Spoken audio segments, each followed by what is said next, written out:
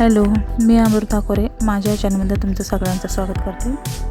तर आज आपण आजच्या व्हिडिओमध्ये या ठिकाणी लहान मुलांच्या छोट्या डब्यासाठी स्नॅक्स कशा प्रकारे बनवला जातो ते मी आजच्या व्हिडिओमध्ये या ठिकाणी करून दाखवणार आहे। सगळ्यात आधी मी या ठिकाणी 4 मोठे बटाटे शिजवून घेतलेले आहे। त्यानंतर मी या ठिकाणी गॅसवरती कढई गरम करायला ठेवलेला आहे। आता तुम्ही बघू शकता या ठिकाणी आपली कढई गरम झालेली आहे आणि त्यामध्ये मी या ठिकाणी 2-3 चमच होईल एवढं या कढईमध्ये तेल टाकून घेणार आहे। ही रेसिपी बनवण्यासाठी तुम्हाला जास्त मेहनतीची गरज नाही।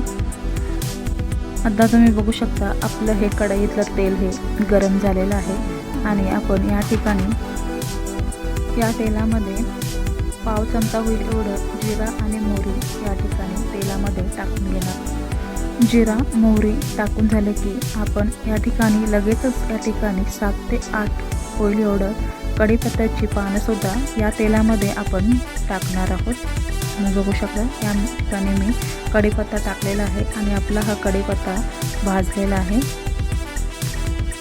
कढीपत्ता भाजून झाल्यानंतर या ठिकाणी मी अर्धा चमच होईल एवढं हिंग या ठिकाणी टाकणार आहे। जर तुम्हाला आवडत असेल तर या ठिकाणी तुम्ही गरम मसाल्याचा वापर करू शकता। मी या ठिकाणी गरम मसाल्याचा वापर केलेला नाही। आता मी या ठिकाणी अर्धा चमच होईल एवढं या ठिकाणी हळद टाकणार आहे। त्यानंतर 2 चमच होईल एवढं या ठिकाणी तिखट मसाला मी या ठिकाणी टाकलेला आहे। तिखट मसाला तुम्ही या ठिकाणी कमी जास्त प्रमाणात टाकू शकता। मसाला टाकून झालेला आहे आणि मी आता या ठिकाणी 1 चमचाभर होईल एवढं जिराची पावडर या ठिकाणी टाकलेलं आहे। जिरा पावडर टाकून झाल्यानंतर चवीनुसार मीठ आपण या ठिकाणी टाकून घेणार आहोत। त्यानंतर आपण जे शिजवून घेतलेले बटाटे होते त्या ठिकाणी हे बटाटे या तेलामध्ये टाकून आपण एकजीव करून घेणार आहोत। अशा प्रकारे या ठिकाणी आपण परतवून घेऊन हे सगळे बटाटे एकजीव करून घेणार आहोत। भाजी परतवून झाली की आपण या ठिकाणी स्मॅशरने हे बटाटा स्मॅश करून घेणार आहोत आणि 1-2 मिनटं गॅसवरती मंद आचेवरती हे भाजी आपण ठेवणार आहोत।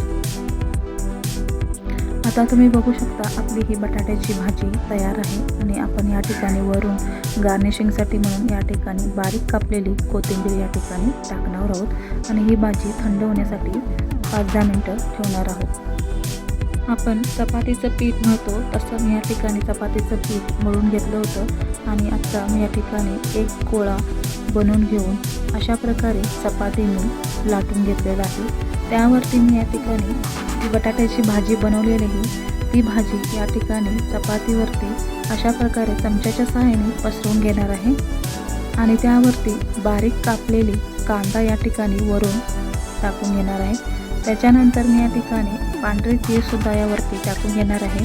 त्यानंतर मी या ठिकाणी चपातीला सुरीच्या सहाय्याने अशा प्रकारे मी या ठिकाणी कापून घेणार आहे। तुम्ही बघू शकता अशा प्रकारे मी या ठिकाणी चपातीला कापून घेतलेला आहे। चपाती कापून झाल्यानंतर अशा प्रकारे आपण एक रोल घेणार आहोत आणि अशा प्रकारे रोल आपण गुंडाळत घ्यायचा आहे आणि त्याच्यावरती अशा प्रकारे आपण प्रेस करून घ्यायचं आहे। तुम्ही बघू शकता अशा प्रकारे मी सगळ्या चपातीचा अशा प्रकारे रोल करून या ठिकाणी मी अशा प्रकारे हाताने आपल्याला प्रेस करून घ्यायचं आहे। आपले जे चपातीचे छोटे परोठे आहेत हे बनवून तयार आहेत आणि मी आता या ठिकाणी एका बाजूला गॅसवरती तवा गरम करायला ठेवलेला आहे आणि तवा गरम झाल्यानंतर मी या ठिकाणी थोडंसं तेल टाकून घेणार आहे तव्यावरती आणि आपण जे बनवून घेतलेले जे छोटे छोटे पराठे आहेत ते मी या तव्यावरती अशा प्रकारे ठेवून घेऊन हे पराठे आपण भाजून घेणार आहोत। एक एक असे परोठे मी या ठिकाणी या तव्यावरती ठेवून घेऊन दोन्ही साईडनी हे परोठे भाजून घेणार आहे।